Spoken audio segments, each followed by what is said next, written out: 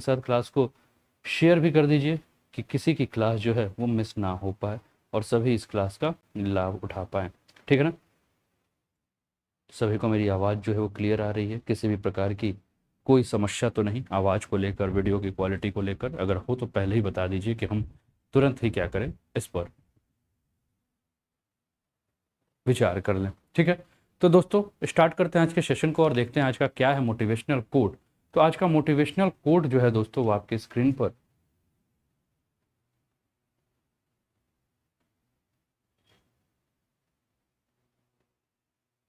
है। भाग्य से जितना अधिक उम्मीद करेंगे वह उतना ही निराश करेगा।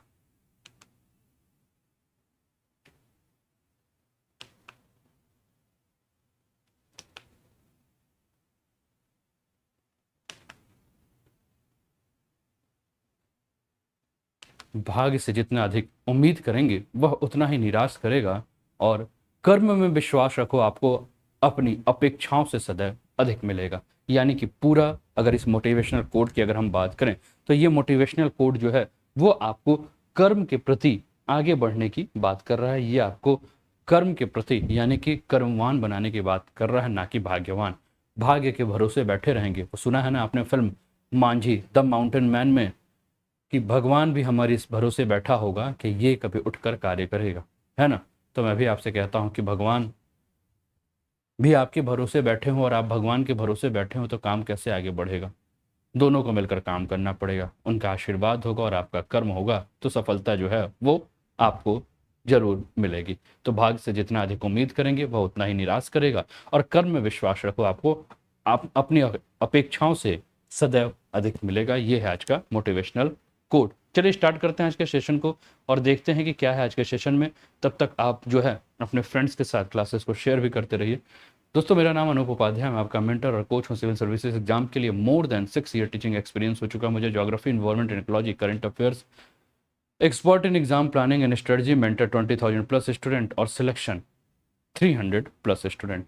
दोस्तों इस समय आप इंडिया के लार्जेस्ट लर्निंग प्लेटफॉर्म पर जुड़े हैं। इंडिया का लार्जेस्ट लर्निंग प्लेटफॉर्म जिसपे आपको इंडिया के टॉप एजुकेटर्स के द्वारा अनलिमिटेड लाइव और रिकॉर्डेड सेशन जो है वो देखने को मिलते हैं। इसके अलावा हम बात करें तो दोस्तों यहाँ आप अनअकैडमी का अगर अभी तक आपने ऐप डाउनलोड नहीं किया तो अनअकैडमी का ऐप डाउनलोड कर लीजिए। और अनअकैडमी के ऐप डाउनलोड करने के बाद आप अनलॉक कोड यूज करके फ्री कोर्सेज भी देख सकते हैं। जैसे कि मान लीजिए कि आपका जैसे ही आपने चलते हैं यानी कि 2 साल के कोर्स के साथ चलते हैं तो आपको 3 महीने का एसएससी का सब्सक्रिप्शन जो है वो फ्री मिलता है। अगर आप 12 महीने के कोर्स के साथ चलते हैं तो आपको 2 महीने का यूपीपीएससी का जो सब्सक्रिप्शन जो है वो फ्री मिलता है। इसके अलावा हम बात करें दोस्तों तो ये एक बक्स बाउंटी करके एक ऑफर है, ये स्टूडेंट्स के लिए ऑफर है। और ये अपॉर्चुनिटी है आपको कि आप क्या कर सकते हैं कि प्राइज जीत सकते हैं। अगर आपको अपने किसी भी एजुकेटर्स की क्लास में अगर आपको लगे कि वो जो वीडियो प्रोवाइड करा रहे हैं, जो क्लास प्रोवाइड करा रहे हैं उसमें किसी भी प्रकार की गलतियां हैं तो आप क्या करते हैं, उस गलतियों को कंप्लेन कर सकते हैं। और कंप्लेन करने के बाद आप क्या कर सकते हैं, प्राइज विन कर सकते हैं। यानी कि कुल मिलाकर अगर आपको लगता है कि आपके टीचर आपको जो तथ्य प्रस्तुत कर रहे हैं वो गलत है, अगर आपको लगता है कि गलतियां हो रही हैं, ठीक है, और आपको इसके बारे में अनअकैडमी को बताना चाहिए कि ये टीचर जो है वो गलत कर रहे हैं किसी भी क्लास में, ठीक है ना, तो आप क्या कर सकते हैं कि जहां आप क्लास देख रहे हैं वहां नीचे जो है वो डिस्क्रिप्शन बॉक्स है। डिस्क्रिप्शन बॉक्स में जाकर आप क्या कर सकते हैं कि आप एक फॉर्म होगा फीडबैक फिल फॉर्म, उस फीडबैक फॉर्म में क्या कर सकते हैं, आप कंप्लेन जो है वो दायर कर सकते हैं। तो opportunity for all learners to report any inappropriate content in the video, be the first one to report a particular issue to claim your prize, report any inappropriate content using from in the form in the description box. ठीक है, तो description box पे अब feedback में अगर आपको अच्छा भी देना है तो भी आप अपना अच्छा फीडबैक उस पर दे सकते हैं। किसी टीचर से की क्लासेस आपको कैसी लग रही हैं ये भी आप बता सकते हैं। ठीक है ना, तो हर टीचर का क्या है डिस्क्रिप्शन बॉक्स जो है वो अलग अलग, जैसे मेरे आप जाएंगे क्लास के नीचे आप देखेंगे तो वहाँ मेरी क्लासेस के बारे में जानकारी होंगी, कौन कौन सी मेरी क्लासेस हैं, लिंक होगा, प्रोफाइल होगा, उसी पे फीडबैक फॉर्म भी होगा, वहाँ से जाके आप भर सकते हैं। ठीक है, कंप्लेन करना है तो कंप्लेन कर सकते हैं और एक अच्छा सुझाव देना है अगर कि क्लासेस को लेकर तो आप अच्छा सुझाव भी दे सकते हैं। आपकी अगर कुछ डिमांड हो तो भी वो डिमांड आप भर सकते हैं कि कुछ क्लासेस में ये कुछ अगर किया जाए तो हमारे लिए अच्छा हो सकता है, तो वो भी आप अपना जो है वैल्यूबल फीडबैक जो है वो दे सकते हैं। ठीक है, चलें आगे बढ़ें। इसके अलावा दोस्तों फतेह यूपीपीएससी स्कॉलरशिप टेस्ट है 11 बजे हर संडे को, जिसमें आप क्या कर सकते हैं 100% से लेकर 25% तक के स्कॉलरशिप गेन कर सकते हैं। इसके अलावा दोपहर 2 बजे आपका ये इंटरनल सिक्योरिटी की क्लासेस है, और मुझे उम्मीद है कि आप लोग इस क्लास का लाभ उठा रहे हो, तो आप लोग इस क्लास का लाभ उठाइए इंटरनल सिक्योरिटी की क्लासेस का। इसके अलावा विजय पथ भौतिक भूगोल, इस समय हम लोग इसमें एटमॉस्फेरिक प्रेशर यानी कि वायु दाब के ऊपर चर्चा कर रहे हैं। तो अभी तक जिन स्टूडेंट्स ने अभी तक इस क्लास को ज्वाइन नहीं किया है, ठीक है ना, प्लस के स्टूडेंट्स हो और प्लस के सब्सक्रिप्शन के बाद भी अगर आपने क्लास को नहीं ज्वाइन किया है, तो फटाफट इस क्लास को ज्वाइन कर लीजिए कि आपको जो है ये क्लास जो है वो देखने को मिल जाए। और इसमें हम लोग आंसर राइटिंग पर भी काम कर रहे हैं, मेंस के आंसर राइटिंग को भी लेकर चल रहे हैं, ठीक है। इसके बाद अगर हम बात करें दोस्तों, तो ये आपके स्क्रीन पर जो है वो इंडियन सोसाइटी शाम को 4 बजे जनरल स्टडीज पेपर 1 का जो क्लास है का टॉपिक जो है ये आ चुका है, ठीक है ना। Indian society general studies paper 1 daily 4 PM in both Hindi and English medium with mains answer writing session, ठीक है ना। तो ये आपको दिख रहा है आपके स्क्रीन पर, ठीक है, आपके स्क्रीन पर ये दिख रहा है English medium with mains answer writing session के साथ है ये आपका, ठीक है। तो इसको आप कर सकते हैं इंडियन सोसाइटी, जिसमें हम इंडिया के बारे में, भारतीय समाज के बारे में, multi ethnic, multi cultural, multilingual, multi religious और मल्टी प्लूरल, ठीक है। तो ये सारी चीज़ों पे हम बात कर रहे हैं, तो आप कर सकते हैं। और आप क्या कर सकते हैं कि किसी भी कोड को, क्लास को यूज करने के लिए आपको जो कोड यूज करना है वो अनूप 10 का कोड आपके स्क्रीन पर दिख रहा है, get 10% discount by use promo code Anoop 10। तो इस कोड का यूज करके क्या कर सकते हैं, आप क्लास कर सकते हैं, ठीक है ना। चलिए देखते हैं कौन कौन जुड़ चुका है, और बने रहिएगा लास्ट तक, बहुत कुछ जानने को मिलेगा, बहुत कुछ सीखने को मिलेगा दोस्तों।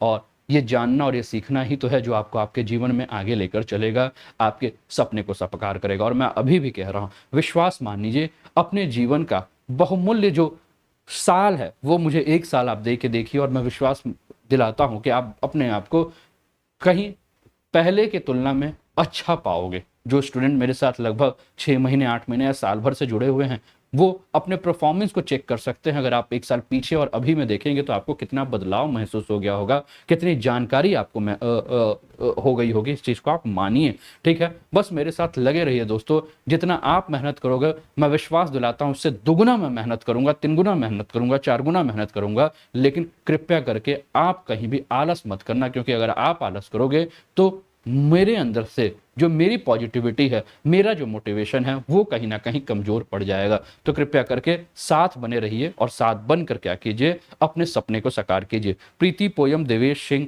दीपू कुमारी, अनुराग सैनी, दीपा सिंह, प्रियांशु दुबे, प्रदीप कुमार, नम्रता शुक्ला, देवेंद्र नेताम, मुबारक अली, सोनी राठौर, प्रीति तिवारी, दीक्षा कुलश्रेष्ठ, सोन, ऋतु विश्वकर्मा, रूबी गौतम, सभी का स्वागत, सभी का अभिनंदन। तो चलिए स्टार्ट करें, श्री गणेश करते हैं टॉपिक का, और लाइक शेयर करते रहिए। देखते हैं पहला टॉपिक क्या है और पहला टॉपिक कहां से है, ठीक है ना। तो पहले टॉपिक के बारे में हम बात करें दोस्तों, तो पहला जो न्यूज है वो आपका लिया हुआ है हिंदुस्तान टाइम्स से न्यूज लिया हुआ है। और न्यूज क्या है, centre launch initiative aimed at tribal welfare, new headquarters for TRIFED, ठीक है ना। तो सेंटर ने क्या किया है, एक ट्राइबल वेलफेयर जो है, थोड़ा सा मैं हाइलाइटर चेंज कर लेता हूं,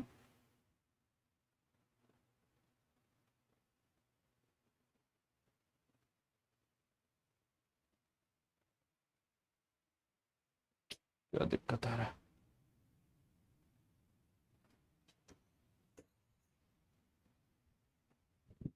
टेक्निकल इशू आ रही है बोर्ड में,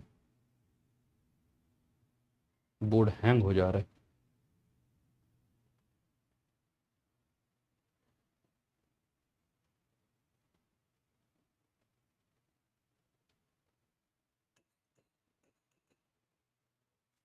चलिए कोई नहीं, ऐसे पेन से ही चलते हैं, कुछ टेक्निकल इशू है बोर्ड पे, ठीक है ना। तो पहला क्या है, central launch initiative aimed at tribal welfare, new headquarters for the TRIFED.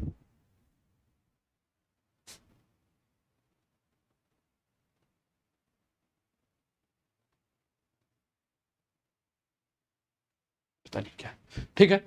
तो the new TRIFED office premises at NSIC complex in New Delhi Okhla is around 30,000 square feet in area, has a state of the art infrastructure equipped with 2 conference rooms for video conferencing, other latest जो भी आपके amenities हैं उसके साथ है। इस पे हम बात करेंगे क्या है, और ये संकल्प से सिद्धि इनिशिएटिव है, जिसको कि मिशन वंधन के रूप में भी हम जानते हैं, was introduced by central government on Tuesday in line with prime minister Narendra Modi एम। ठीक है, तो इसके ऊपर हम बात करें कि जनजातीय मामलों के मंत्री ने भारतीय जनजातीय सहकारी विपणन विकास परिसंघ यानी कि ट्राइफेड के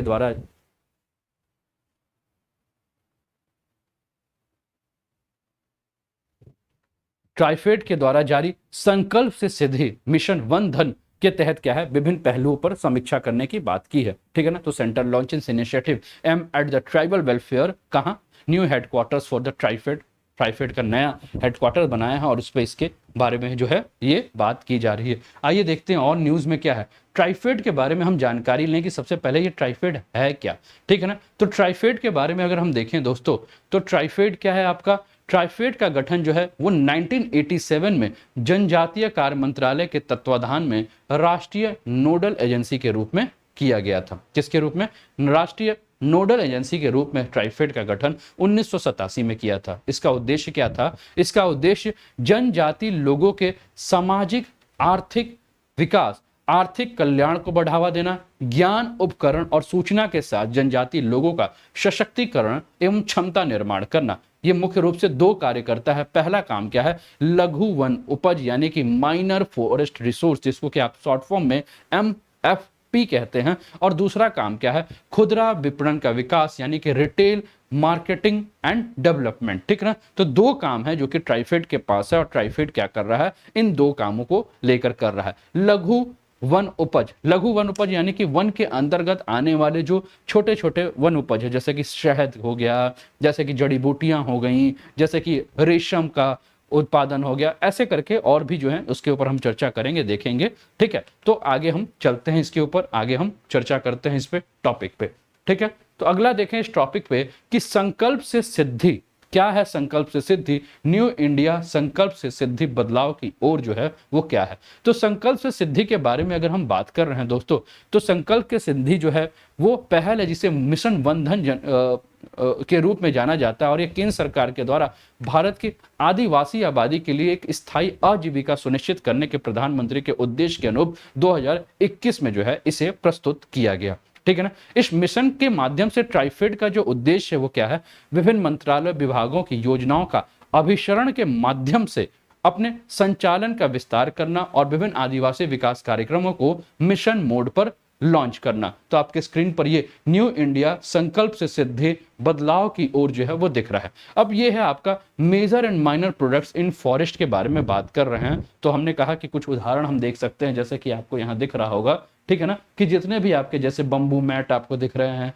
हनी दिख रहा है ना, फ्रूट्स मालाउट्स दिख रहा है, फ्लावर पलास दिख रहा है ना, गलंगा दिख रहा है, ओपियम पोपी दिख रहा है, ऑलिव ऑयल दिख रहा है, कार्डमम यानी कि इलायची। ठीक है, ऐसे काफी सारे जो हैं जो आपके फूड आपके जो हैं फॉरेस्ट माइनर प्रोडक्ट्स हैं। ठीक है, अब इस मिशन के बारे में बात करें तो इस मिशन के माध्यम से कई वनधन विकास केंद्रों जैसे कि हाट बाजारों, मिनी ट्राई फूड इकाइयों, सामान्य सुविधाओं केंद्रों, ट्राई फूड पार्कों, पारंपरिक उद्योगों के उत्थानों के लिए फंड की योजना समूहों, tribes India retail stores, e commerce की स्थापना, ठीक है ना, ट्राइफूड और जनजातियों के लिए मंच और भारतीय ब्रांडों को लक्षित किया जा रहा है। ट्राइफूड के बारे में बात करें दोस्तों, तो ट्राइफूड जो है वो आदिवासियों को सशक्तिकरण के उद्देश्य जो है ये काम कर रहा है, आदिवासियों को सशक्त बनाने के क्षेत्र में जो है वो काम कर रहा है। और विगत 2 वर्षों से अगर हम ट्राइफूड के बारे में बात करें तो इसने न्यूनतम समर्थन मूल्य के माध्यम से यानी कि मिनिमम सपोर्टिंग प्राइस के माध्यम से वन उपज के विपणन यानी कि इसके मार्केटिंग के लिए एक नया तंत्र विकास कर लिया है, और इस नए तंत्र के विकास की श्रृंखला में जनजातीय पारिस्थितिकी तंत्र को भी बड़े पैमाने पर प्रभावित किया है। ठीक है ना, इसके अलावा अगर हम इस पे बात करें, ठीक है, तो हम देख सकते हैं इसके अलावा इस पर कि ये जो आपका मेजर एंड माइनर प्रोडक्ट्स के बारे में अगर हम बात करें, आज प्रॉब्लम है,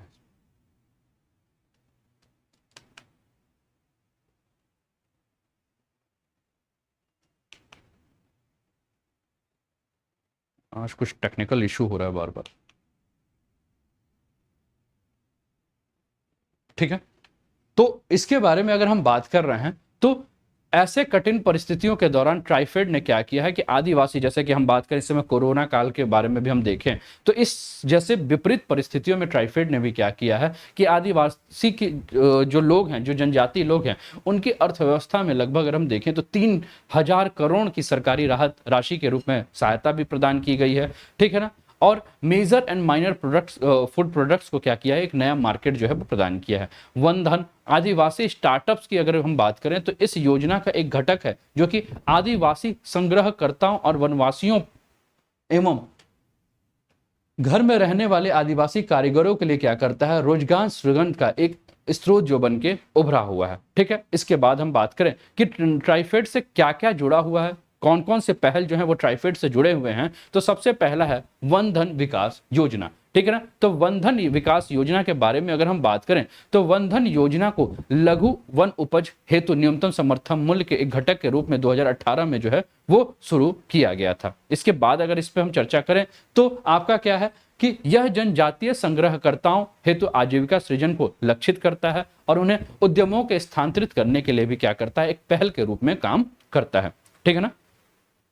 सभी का स्वागत, अंजलि पांडे, सुषमा सिंह, दिव्या पाठक, रेखा गांधी, विनोद बंसल बंसल, ठीक है। सभी का स्वागत, सभी का अभिनंदन। लाइक शेयर करते रहिएगा और अपने सारे फ्रेंड्स के साथ भी शेयर करते रहिएगा कि वो भी इस क्लास का लाभ उठा सके। अब इसके तहत अगर मुख्य रूप से हम बात करें तो वनाच्छादित जनजातियों के लिए वन धन विकास केंद्रों के स्वामित्व वाले जनजाति समुदाय को स्थापित करना। वन धन विकास केंद्रों का जो लक्ष्य है वो आदिवासियों के कौशल उन्नयन और उन्हें क्षमता निर्माण प्रशिक्षण प्रदान करना और प्राथमिक प्रसंस्करण एवं मूल्य संवर्धन हेतु क्या करना है, सुविधा स्थापित करना है। अब लघु वन उत्पाद हेतु जो न्यूनतम समर्थन मूल्य है उसके बारे में हम बात करें, आपका जो मिनिमम सपोर्टिंग जो प्राइस है इसके बारे में अगर हम बात कर रहे हैं तो लघु समर्थन मूल्य के माध्यम से लघु वन उत्पाद के विपणन हेतु एक तंत्र का तैयार किया गया है। और लघु अनुत्पाद के माध्यम से अगर हम बात करें तो क्या किया गया है, इस तंत्र के माध्यम से अगर हम देखें तो एक मार्केट प्रोवाइड की गई है, किसके लिए, जो भी आपके जनजाति लोग हैं उनके लिए, कि वो जनजाति लोग क्या कर सकें कि अपने वन उपज को संग्रहकर्ताओं हेतु न्यूनतम समर्थन मूल्य के रूप में उन्हें एक समर्थन मिले और इसका व्यवस्था जो है वो किया गया है, ठीक है। इसके अलावा इसके बारे में अगर हम देखें तो हम देखते हैं कि इसके तहत क्या और है। तो इस योजना के तहत लघु वन उत्पाद संग्रहकर्ता जो मुख्य तौर पर अगर हम बात करें तो वन अनुसूचित जनजाति के सदस्य हैं उनके लिए एक सामाजिक सुरक्षा का उपाय किया गया है। और इस योजना के तहत जो भी आपके संग्रहण करने वाले हैं, यानी कि जो भी आपके एक जगह जो संग्रहित करने वाले हैं, ठीक है, साथ में प्राथमिक जो प्रसंस्करण है और साथ में भंडारण, पैकेजिंग, परिवहन आदि जैसे भी संग्रहकर्ताओं के प्रयासों हेतु उचित मौद्रिक रिटर्न और सुनिश्चित करने के उद्देश्य इसको प्रभावी गठन किया गया है, ठीक है ना। अब लघु वन उत्पाद के बारे में बात करें तो लघु वन उत्पाद के अंतर्गत क्या क्या आएंगे, तो लघु वन उत्पाद के जैसे इसमें गैर कास्ट उत्पादों को इसके अंतर्गत शामिल किया गया है। किसको शामिल किया गया है, ऐसे उत्पाद जो कि क्या हैं, लकड़ी वाले नहीं होंगे, वुडन उत्पाद आपके नहीं होंगे, ठीक है ना। तो इसमें क्या क्या हो जाएगा, इसमें हो जाएगा आपका बांस,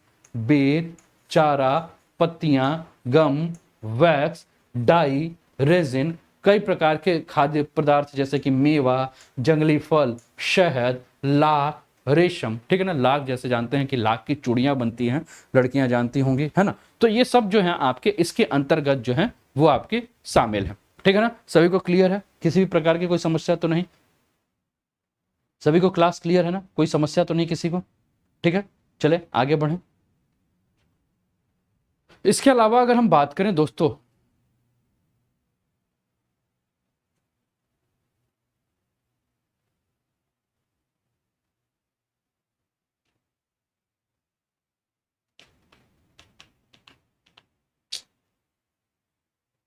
मुझे 1 मिनट का टाइम दीजिएगा, मैं एक बार रीस्टार्ट करता हूँ इसको, आप लोग लाइन पे रहिएगा, कहीं जाइएगा, मैं इसको रीस्टार्ट कर रहा हूँ क्लास को।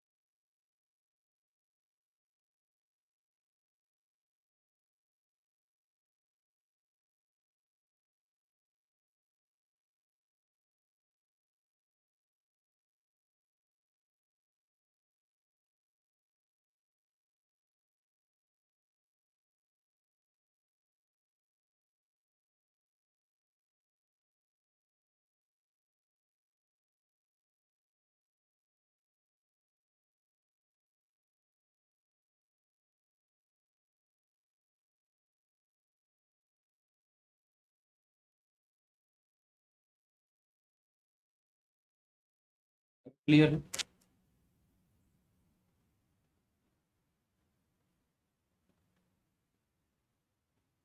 वीडियो क्लियर हुआ है? एक बार रिफ्रेश कर लीजिए।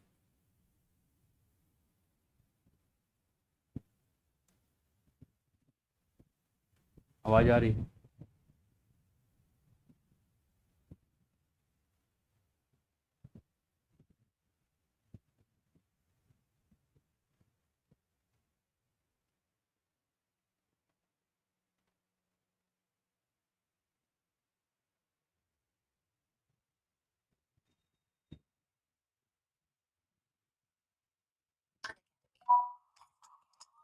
बीसीएस एग्जाम के लिए पूरी तरीके से आवाज आ रही है आप लोग? आवाज आ रही है आप लोग? यहाँ ठीक।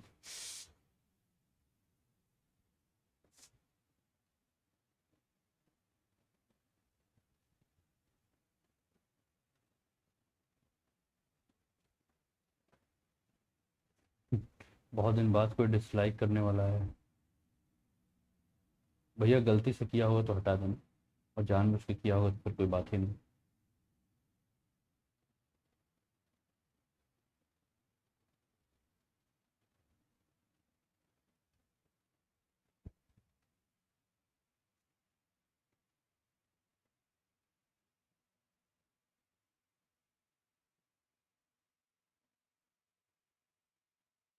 लाइक शेयर भी करते रहिए, लाइक भी करते रहिए सभी लोग।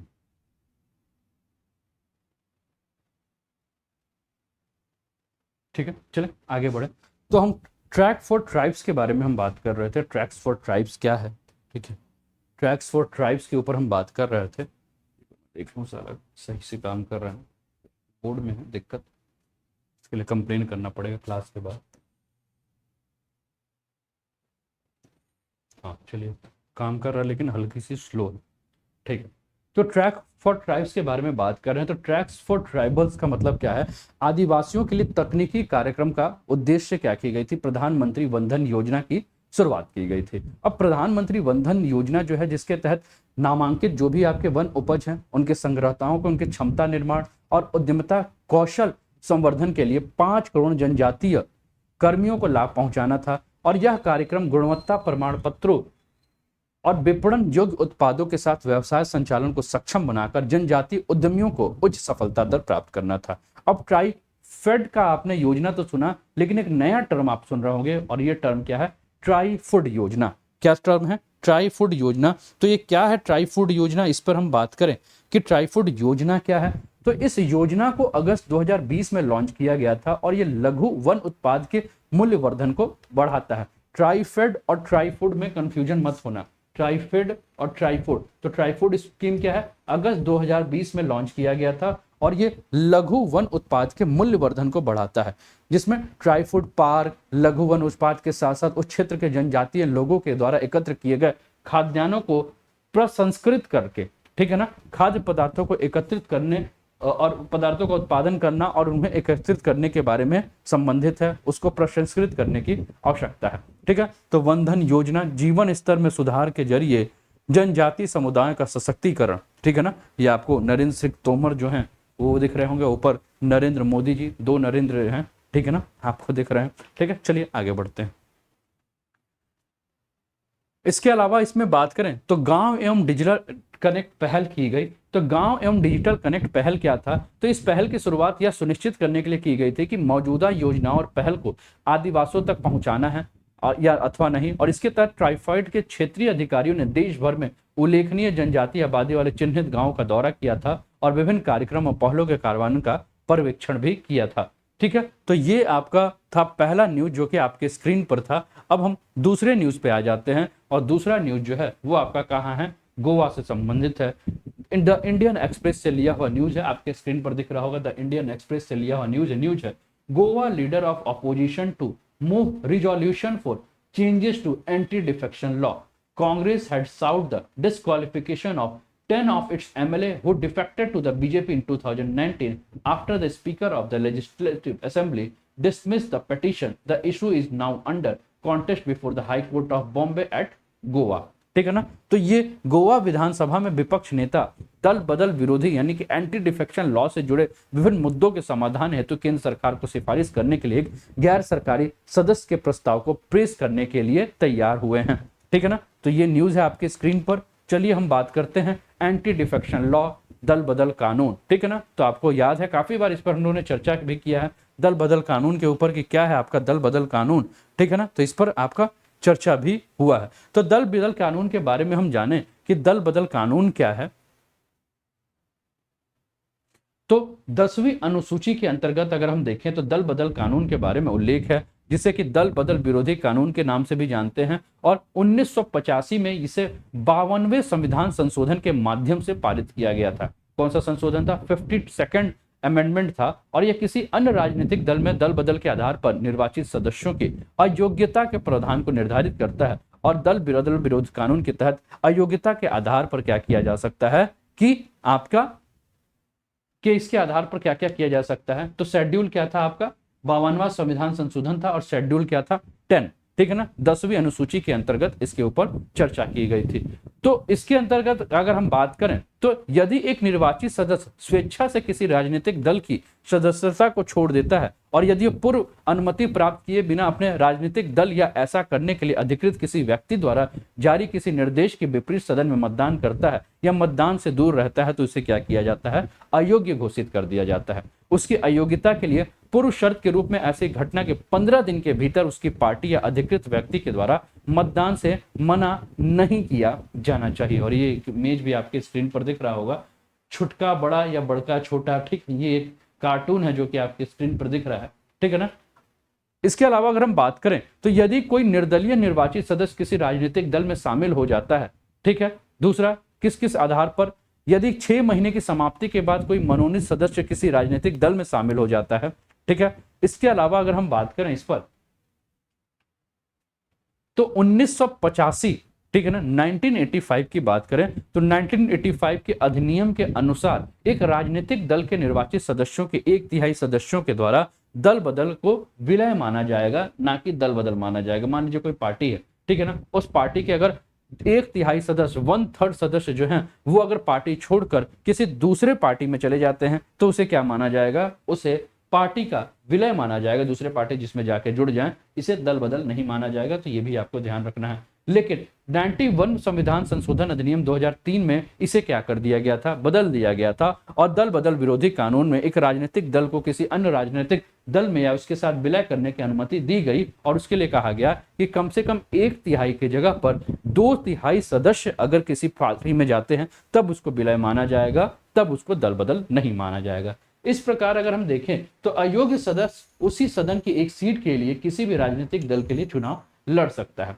दल बदल के आधार पर अगर हम बात करें दोस्तों तो अयोग्यता संबंधी प्रश्नों के निर्णय के लिए उसे सदन के सभापति या अध्यक्ष के पास भेजा जाता है, जो कि न्यायिक समीक्षा के अधीन होता है। तो कई बार आपसे यूपीएससी ने या कई बार आपसे स्टेट पीएससी ने क्या प्रश्न पूछा है कि दल बदल जो है वो क्या न्यायिक समीक्षा के योग्य होता है या न्यायिक समीक्षा के अधीन होता है कि नहीं, ठीक है ना। आपको पता है कि इसका जो निर्णय है वो सभापति या अध्यक्ष करेगा, ठीक है ना। लेकिन उसके बाद भी सभापति या अध्यक्ष के निर्णय करने के बाद भी ये क्या है? न्यायिक समीक्षा इसकी हो सकती है, ठीक है ना। जुडिशियल रिव्यू जो है इसका हो सकता है। कैसा लग रहा है करंट अफेयर्स का क्लास? आपको जरूर बताइए, अपना फीडबैक भी दीजिए, ठीक है ना। और फीडबैक फॉर्म जो है उस फीडबैक फॉर्म को जरूर फिल कीजिए आप लोग, है ना। डिस्क्रिप्शन पे आप जब नीचे आएंगे तो आपको जो है वो फीडबैक फॉर्म नजर आएगा, तो उसको आप लोग फिल भी करते चलिए,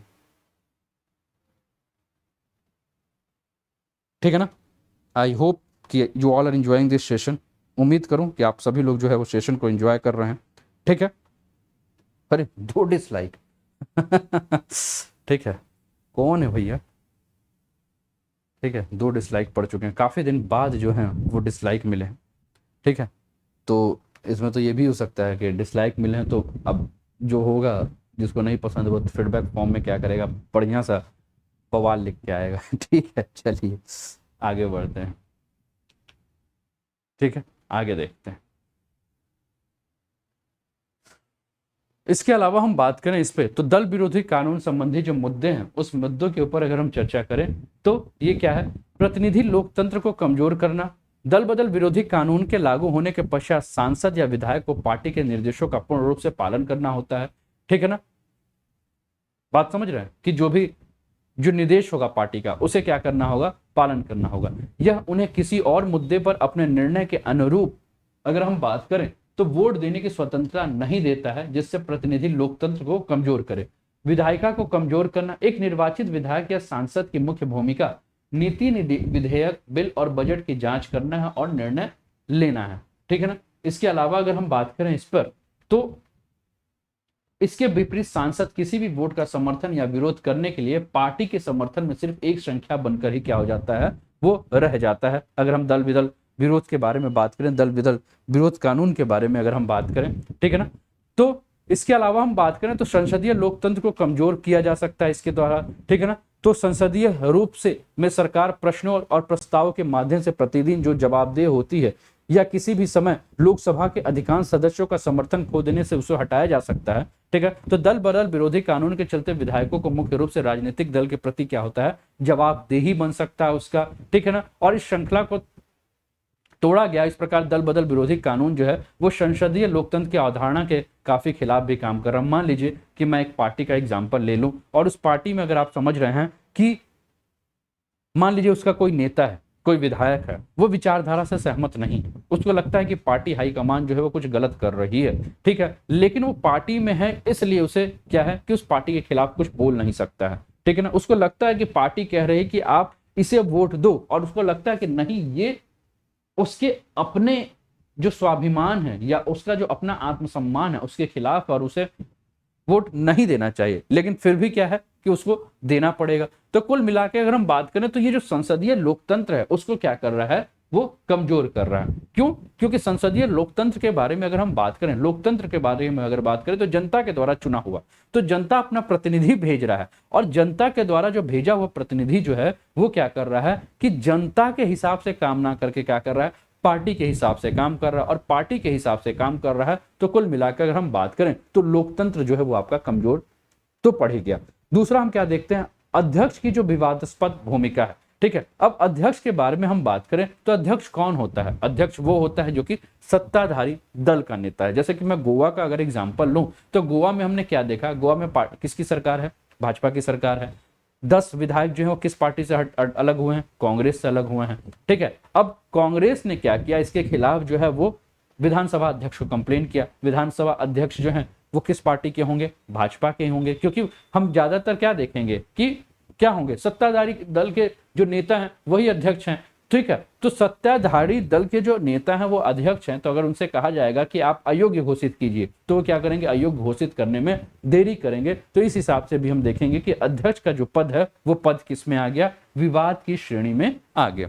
ठीक है, इसके अलावा और भी अगर चीजें देखें इस पे, तो सर्वोच्च न्यायालय ने इस फैसले के बारे में कहा, जब सुप्रीम कोर्ट के पास इस प्रकार के केस आए तो उन्होंने क्या कहा कि अध्यक्ष को क्या करना चाहिए कि इस प्रकार के जब भी कोई मामले हो तो इस मामले का जो निर्णय है वो 3 महीने के अंतर्गत जो है वो कर देना चाहिए। ठीक है ना, इसके अलावा विभाजन की कोई मान्यता नहीं है। ठीक है, तो 91 संविधान संशोधन जब हुआ 2004 में, ठीक है, तो 91 संविधान संशोधन 2004 के कारण दल बदल विरोधी कानून ने दल बदल विरोधी शासन को एक अपवाद बताया था, और इसके बारे में यह कहा था कि किसी दल को 2/3 सदस्य विलय के लिए अगर सहमत हो जाएं तो उसे दल बदल विरोध नहीं माना जाएगा। हालांकि यह संशोधन जो है वो विधायक दल के विभाजन को मान्यता नहीं देता है, बल्कि इसके बजाय उसको विलय को जो है वो मान्यता देता है।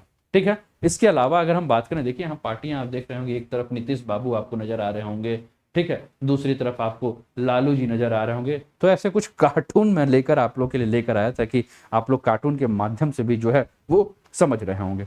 और कैसा लग रहा है? अच्छा, इंडियन सोसाइटी की क्लास आप लोग ने मिस की होगी। शाम को 4 बजे इंडियन सोसाइटी भारतीय समाज की क्लास आती है, और आज हम बात करेंगे अनुसूचित जातियों पर। अनुसूचित जातियों के बाद कल हम बात करेंगे अनटचेबिलिटी यानी कि अस्पृश्यता पे। ठीक है, उसके बाद हम बात करेंगे विवाह पर, परिवार पर बात करेंगे हम, मतलब जो भी आपका भारतीय, तो उसको आप लोग मिस मत कीजिए। काफी सारे स्टूडेंट मुझे लग रहा है कि लाइव नहीं आ पा रहे हैं, किसी कारण से, हो सकता है आप लोग का क्लास हो उस समय। ठीक है, तो आप लोग क्या कीजिए कि रिकॉर्डेड सेशन देखिए, लेकिन देखिए। और सबसे अच्छी बात है कि वो क्लासेस जो है हिंदी और इंग्लिश दोनों मीडियम में, ठीक ठीक है ना। तो हिंदी मीडियम और इंग्लिश मीडियम में दोनों में क्लास है, तो आप लोगों के लिए क्या है, अच्छा है ना। हिंदी मीडियम के स्टूडेंट्स के लिए भी अच्छा और इंग्लिश मीडियम। अच्छा, आप लोगों में से कौन कौन शाम को 4 बजे वाली क्लास जो है वो लाइव या रिकॉर्डेड कैसे भी देखता है, आप लोग बताइए। और देख भी रहे हैं तो कैसा लग रहा है, इसका भी फीडबैक थोड़ा सा फटाफट दे दीजिए, तो थोड़ा सा मेरे लिए जो है वो अच्छा हो जाएगा। ठीक है।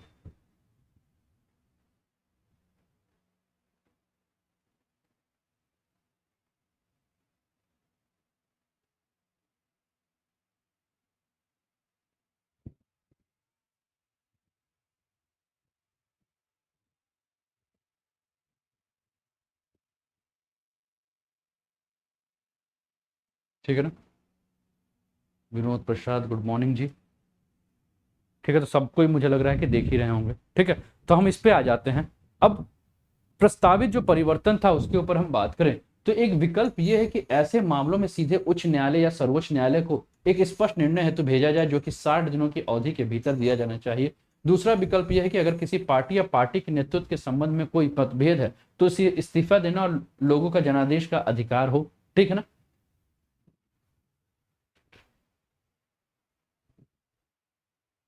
ये नए प्रकार का आज मैंने जो पीपीटी लगाया है ना, ये पीपीटी बड़ा दिक्कत कर रहा है, ये पीपीटी दिक्कत है। ठीक है, इसके अलावा आप लोग को ये प्लस क्लास के जो फायदे हैं, ये फायदे आपको नजर आ रहे होंगे कि प्लस क्लास के फायदे क्या हैं। तो प्लस के फीचर्स हैं, लर्न लाइफ फ्रॉम योर, ठीक है ना, learn life from your comfort of your home, unlimited access to all courses, top educators of India, one one platform, exclusive coverage of syllabus, complete exam preparation करने को मिलेगा, regular doubt clearing sessions है, live test series है, study material PDF format में, answer writing session और mentorship guidance program. ठीक है, अभी क्लासेस हैं। ठीक है, अभी क्लासेस हैं, अभी क्लासेस कंप्लीट नहीं हुई हैं, बीच में जो है ये, तो ये प्लस के फीचर्स हैं। आप सब ये सुविधा उठा सकते हैं, हम घर बैठे बैठे अपनी तैयारी कर सकते हैं। इसके अलावा अगर हम बात करें तो इस पे आप देख रहे हो कि प्रगति यूपीपीएससी आरओ प्रीलिम्स को ध्यान में रखते हुए प्लस टेस्ट सीरीज है। ठीक है, और लक्ष्य यूपीपीएससी मेंस का टेस्ट सीरीज है। तो ये 19 जून से आपका यूपी आरओ के लिए है, तो इसका आप लाभ जो प्लस के स्टूडेंट हैं वो उठा ही रहे होंगे, और ये मेंस का जो टेस्ट सीरीज है इसका भी लाभ जो है वो प्लस के स्टूडेंट जो है उठा ही रहे होंगे, है ना। इसके अलावा आप बैच के बारे में बात करें दोस्तों, तो ये आपका फरवरी से ऑप्शनल का बैच स्टार्ट हुआ है। 15 जुलाई से ये प्रारंभ के नाम से कंप्लीट कोर्स स्टार्ट हो रहा है लोअर पीसीएस का। हिंदी और ऐसे पे जो है राइटिंग बैच स्टार्ट हो रहा है 17 जुलाई से। 20 जुलाई से जो बैच स्टार्ट हो रहा है यूपी पीएससी प्रीलिम्स का। ठीक है, और यूपी पीएससी 2022 को ध्यान में रखते हुए प्रीलिम्स प्लस मेंस का बैच स्टार्ट हो रहा है, तो आपके स्क्रीन पर है। ठीक है, आइए अगले टॉपिक पे, नहीं इसके अलावा हम दल बदल के अंदर ही बात करें तो अंतर पार्टी लोकतंत्र को मजबूत करना जो है ये भी एक आवश्यकता है। ठीक है, तो हम इसके अंतर्गत क्या देख रहे हैं कि यद्यपि सरकार की स्थिरता की अगर बारे में बात करें तो यह एक मुद्दा है जो कि लोगों को अपने दलों को से अलग होने के कारण इसके लिए पार्टियों के आंतरिक लोकतंत्र को मजबूत जो है इससे किया जा सकता है। राजनीतिक दलों के अंदर विनियमित किया जा सकता है। भारत में राजनीतिक दलों को नियंत्रित करने वाले कानून की आवश्यकता है, और इसी तरह से कानून को राजनीतिक दलों को आरटीआई के तहत लाया जाना चाहिए। साथ ही पार्टी के भीतर क्या है, लोकतंत्र को मजबूत करने की आवश्यकता है। इसके अलावा हम बात करें तो निर्णायक शक्तियों से अध्यक्ष को राहत देना, सदन के अध्यक्ष का दल बदल के मामले में अंतिम प्राधिकारी होना और शक्तियों के पृथक्करण के सिद्धांत को क्या करना है, प्रभावित करना है। ठीक है ना। इसके अलावा हम बात करें, ठीक है, तो ये देखिए किस प्रकार से नेताजी जो हैं वो, अब यहाँ जनता है उसने वोट दिया और नेताजी किस प्रकार टांग के ले जा रहे थे। ठीक है, इसके अलावा बात करें तो इस संदर्भ में इस शक्ति को उच्च न्यायपालिका के चुनाव आयोग को हस्तांतरित करने और दल बदल के रोकना चाहिए। दल बदल विरोधी कानून के दायरे की अगर हम बात करें तो इसको सीमित करना है। प्रतिनिधि लोकतंत्र को दल बदल विरोधी कानून के हानिकारक प्रभाव से बचने के लिए कानून के दायरे को केवल उन कानूनों तक सीमित किया जा सकता है जहां सरकार की हार विश्वास हानि से हो सकती है। तो ये आपका एंटी डिफेक्शन लॉ है, ठीक है ना, जिसके ऊपर हम चर्चा कर रहे थे।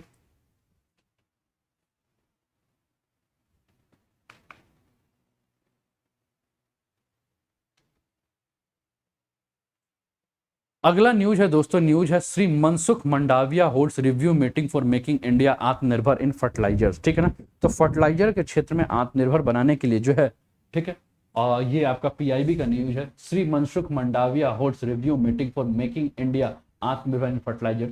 Union minister for chemicals and fertiliser Shri Mansukh Mandaviya today reviewed the initiative of Department of Fertilizers for the making India's Atmanirbhar in fertilizers. Minister of State for Chemicals and Fertilizers Sri भगवान नाथ कुप्पा, ये पूरा का पूरा न्यूज है, इस पे हम बात करते हैं। रसायन एवं उर्वरक मंत्री ने भारत को उर्वरक के क्षेत्र में आत्मनिर्भर बनाने हेतु उर्वरक विभाग के द्वारा शुरू की गई जो भी पहल है उनकी समीक्षा की शुरुआत की है। और सरकार जो भी वैकल्पिक उर्वरक के उपयोग को बढ़ावा देने के लिए बाजार विकास सहायता नीति यानी कि मार्केट डेवलपमेंट असिस्टेंट की जो पॉलिसी है उसको उदार बनाने की योजना बना रही है। तो क्या है बाजार विकास सहायता नीति, क्या है आपका मार्केट डेवलपमेंट असिस्टेंट पॉलिसी, इसके बारे में हम चर्चा करते हैं। तो बाजार विकास सहायता नीति प्रारंभ में केवल एक शहरी खाद तक ही सीमित था, लेकिन इसको धीरे धीरे क्या किया गया है, धीरे धीरे इसको आगे बढ़ाने की कोशिश की गई है, ठीक है ना। जिसके तहत हम क्या देख रहे हैं कि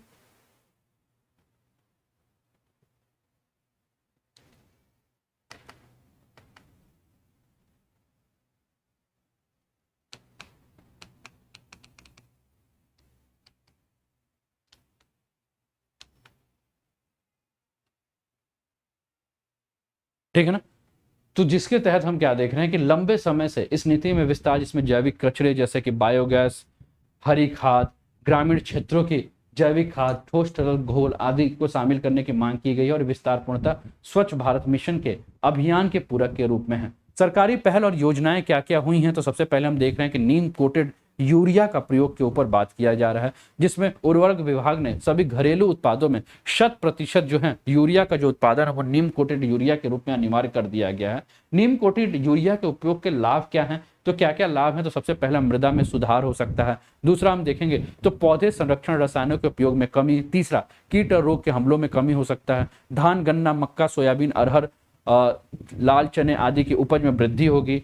गैर कृषि उद्देश्यों के लिए, ठीक है ना, उपयोग में जो फर्टिलाइजर की कमी है वो हो जाए, कम होगी। नाइट्रोजन के धीमे रिसाव के कारण अगर हम देखेंगे तो नीम कोटेड यूरिया की नाइट्रोजन उपयोग दक्षता जो है वो बढ़ जाएगी, जिसके परिणाम स्वरूप हम क्या देखेंगे कि नीम कोटेड यूरिया में नाइट्रोजन की खपत जो है वो कम हमें देखने को मिलेगी, ठीक है ना। इसके अलावा अगर इस पे हम बात करें तो भारत में उर्वरक की जो खपत है, तो वित्तीय वर्ष में अगर हम देखें तो 20 में, वित्तीय वर्ष जो आपका 2020 था, उसमें हम भारत की उर्वरक खपत को अगर देखें तो लगभग 61 मिलियन टन था, जिसमें से 55% यूरिया था। और अनुमान है कि वित्त वर्ष 2015 में ये 5 मिलियन टन में वृद्धि हुई।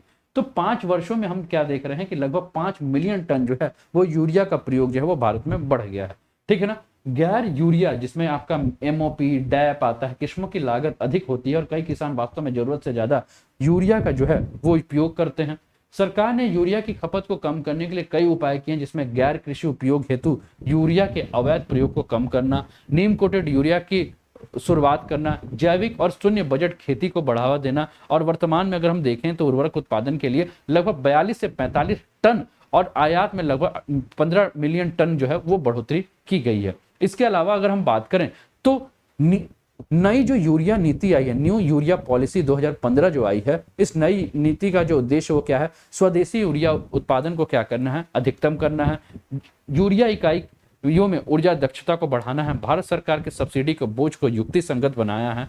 नई निवेश नीति जो आई थी 2012 में यूरिया को लेकर, वो क्या थी, सरकार ने जनवरी 2013 में नई निवेश नीति 2012 की जो घोषणा की थी, उसमें 2014 में यूरिया क्षेत्र में नए निवेश की सुविधा और भारत में यूरिया क्षेत्र के आत्मनिर्भरता बनाने की जो आवश्यकता है उस पर ध्यान देने की बात की गई थी, ठीक है। इसके अलावा अगर हम बात करें तो शहरी खाद के संवर्धन में नीति यानी कि डायरेक्ट बेनिफिट ट्रांसफर के माध्यम से क्या किया गया था कि लोगों तक जो है पैसा पहुंचाया गया था। और खासकर भारत सरकार ने शहरी खाद के उत्पादन और खपत को बढ़ाने के लिए लगभग 1500 रुपए की बाजार विकास सहायता प्रदान के लिए 2016 में DOF के द्वारा अधिसूचित सिटी कंपोस्ट को बढ़ावा देने की जो है वो नीति को मंजूरी दी थी।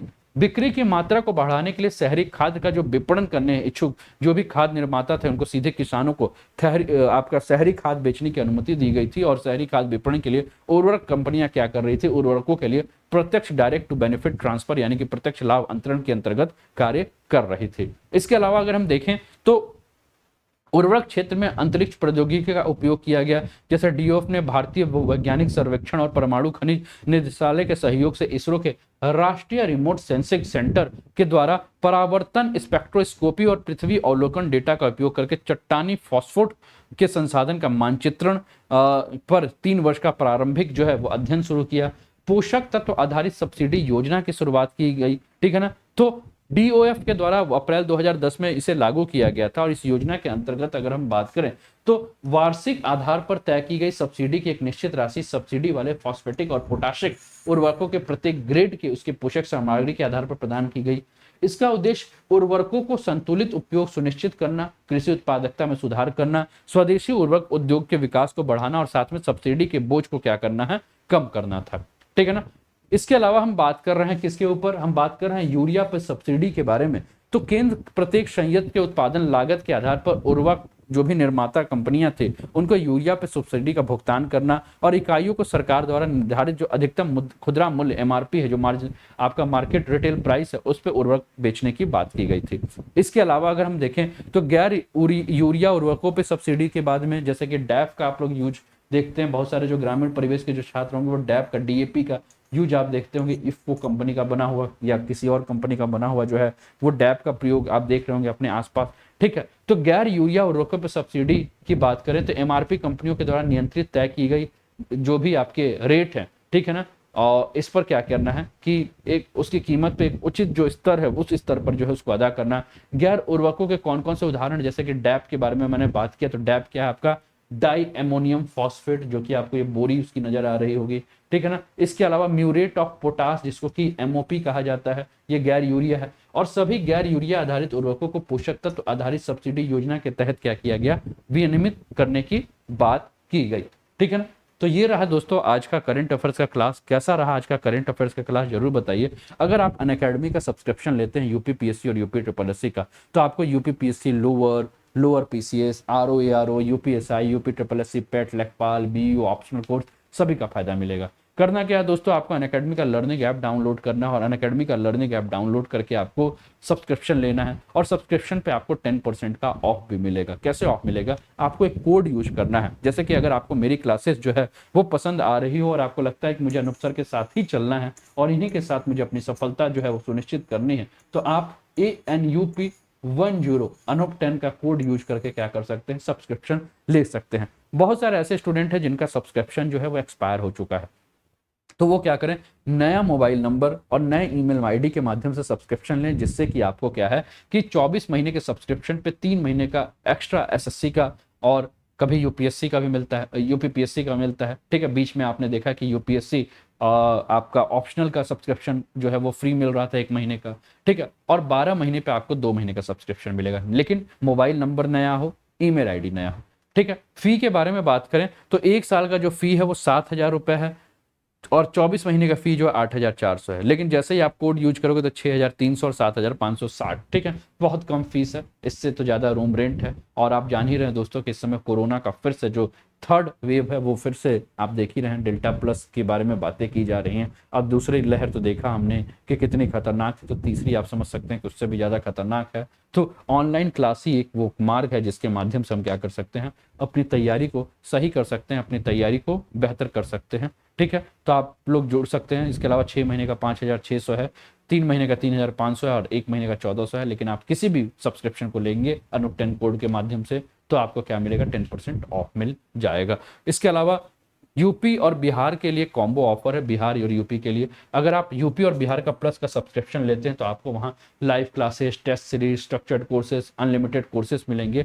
यूपी और बिहार के फीस के बारे में बात करें तो 6 महीने का फी जो है दोस्तों वो 7,960 है, 12 महीने का फी जो है वो 10,620 है और 24 महीने का फी 14,620 है। लेकिन जैसे ही आप कोड यूज करोगे तो आपको यहाँ भी 10% का जो है वो ऑफ मिलेगा। ठीक है। इसके अलावा अगर हम बात करें तो अभी तक अगर आपने वीडियो को लाइक नहीं किया तो लाइक कर दीजिए, और गलती से डिसलाइक किया है तो भी लाइक कर दीजिए, रेटिंग मत कम कीजिए। शेयर नहीं किया तो शेयर कर दीजिए और सब्सक्राइब करके बेल आइकन दबा दीजिए। कैसी लगी आज की क्लास पे फीडबैक जरूर दीजिए। जिन्होंने कल की करंट अफेयर्स की क्लास पे फीडबैक नहीं दी है वो इस क्लास के तुरंत बाद कल की करंट अफेयर्स की क्लास को ओपन कीजिए, सोसाइटी की क्लास को ओपन कीजिए और फटाफट अपना फीडबैक दीजिए। फीडबैक की बात इसलिए मैं करता हूं क्योंकि आपके फीडबैक से क्या होगा कि जो दूसरे स्टूडेंट हैं उन्हें भी जानकारी मिल जाएगी, तो वो भी इस क्लास का जो है वो देखेंगे कि भाई क्लास में क्या है। ठीक है। वीडियो को लाइक भी कर दीजिए, शेयर कर दीजिए, सब्सक्राइब कर दीजिए, फीडबैक दे दीजिए, ज़्यादा से ज़्यादा दोस्तों के साथ बढ़ा दीजिए।